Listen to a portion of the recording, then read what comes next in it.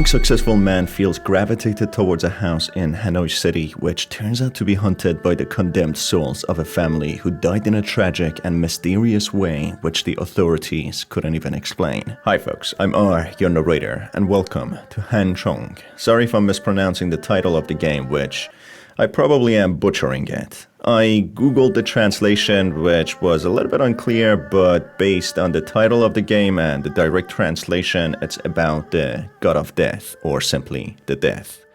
If you have any game or video suggestions, make sure to send them to me on my Twitter or subreddit. Keep in mind that this video will have spoilers, and with that in mind, let's begin. Taking place in Hanoi City, Vietnam in 2022, the story entails the experiences of a young man who seeks a new place of residence in the prospering city of Hanoi. Securing a place, excited to start his new life, the man, despite being warned by locals that the property has a peculiar and sinister past, with previous occupants dying and reporting paranormal and demonic sightings, the enthusiastic and optimistic protagonist dismisses all the claims and enters the house, just to witness for himself the horrifying and indescribable events taking place before his own eyes, questioning his own sanity and the legitimacy of the stories and rumors spread about this property.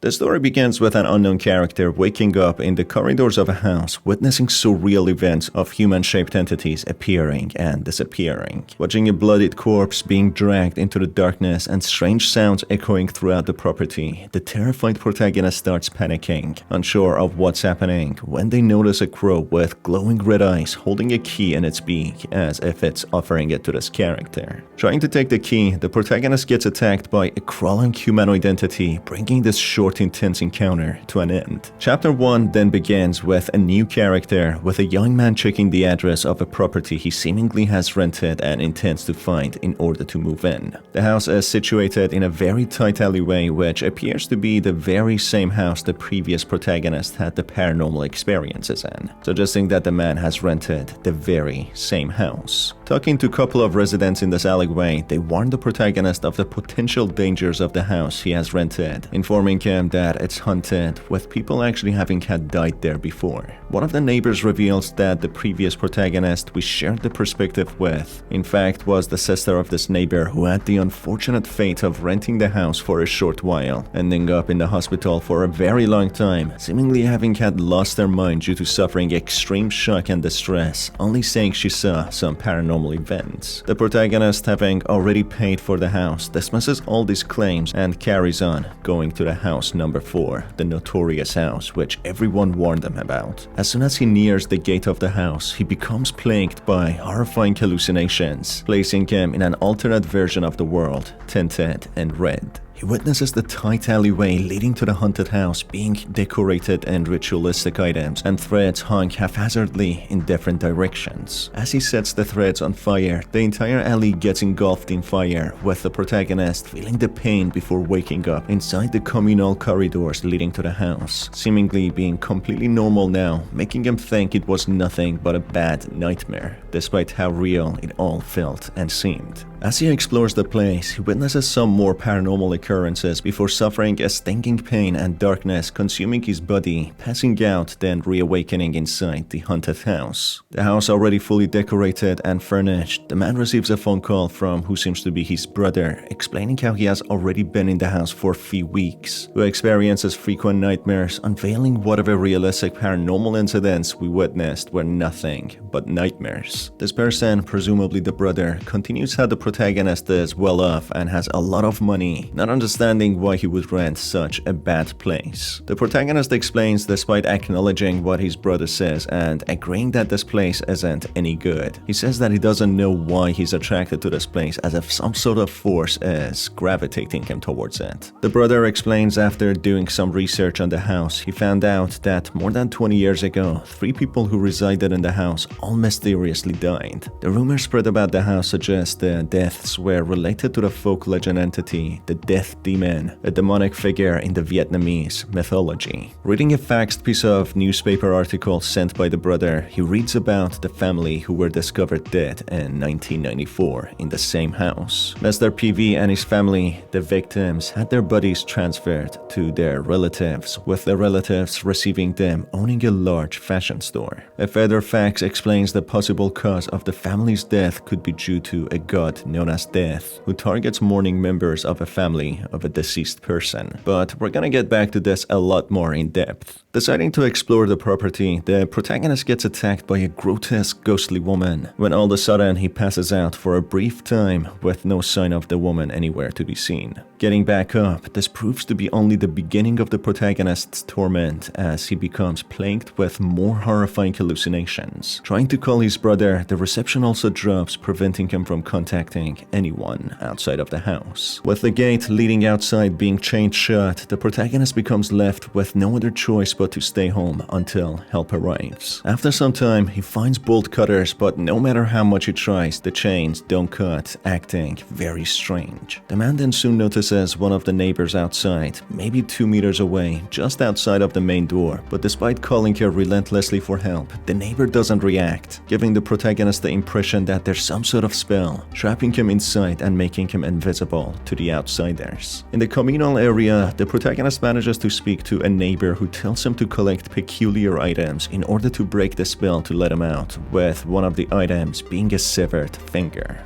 Exploring the place, the protagonist comes across an inheritance letter on how the landlord's family passed away, passing the house down to the landlord. Despite this great inheritance, the landlord soon notices the house is haunted, and if he would ever sell it, he would be one cursed by the ghosts. This letter is accompanied by an X-ray of the landlord's hand depicting how his finger had been cut off, displaying how it's related to the haunting of the house. Soon the man notices a picture of Buddha on the floor when the worshipping place becomes haunted by strange visuals and sounds, forcing the protagonist prey to Buddha, which quickly gets rid of the paranormal activities, revealing how the house is haunted by evil entities. While exploring the house to find the items required by the neighbor, the protagonist finds a black jar which he opens to find a badly decomposed finger, when all of a sudden he hallucinates seeing his own finger being cut, as if experiencing the pain of the victim who lost his finger, being no other than the previous owner of the house.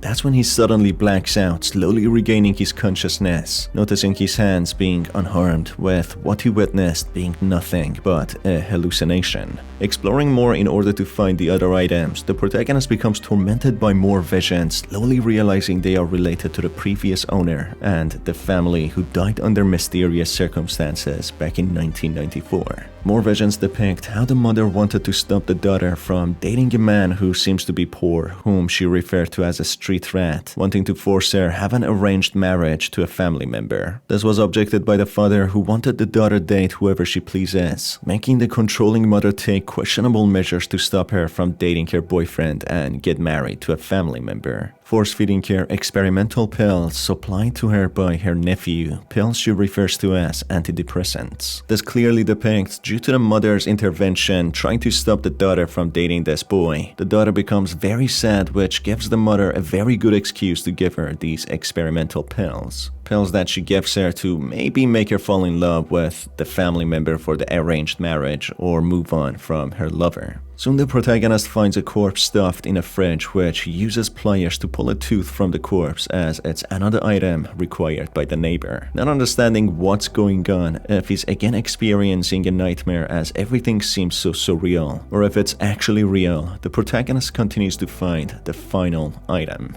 Getting out of the facts, the protagonist reads about the night the family of 3 were found dead in 1994. The authorities found the body of a young man in the room of the family's daughter, having had died in a similar way to the boy. Depicting the visions the protagonist has been having are from this family, with the mother doing everything in her power to stop the daughter from dating her boyfriend, a student her age who didn't come from a rich family. The family's financial struggles also suggests how the mother possibly wanted to find a groom who was well off, so not only would the daughter be supported financially and have a secure life, but maybe the groom could also help the bride's side, as an outdated and old traditional Asian custom which I don't believe is practiced interest anymore is to support the bride's family as the groom. Unfortunately, the mother's insufferable attitude and sense of entitlement not only didn't provide them with financial security, but it led to the daughter and her boyfriend's death. The relatives of the family specifically requested from the authorities to withhold the information about this young man's tragic death alongside the daughter of the family. This shows the cruelty of the daughter's family on how they dismissed the life and the being of this young, prospering man. A letter by a shaman written in 1994 explains how the daughter of the family cursed her parents for what they tried to do, separating her from her love to the point of driving them into death. She asks the god of death to kill her parents, not knowing her father opposed the mother's traditional and selfish beliefs. Therefore, it's clear that the strange death of the family was resulted from the curse of the daughter.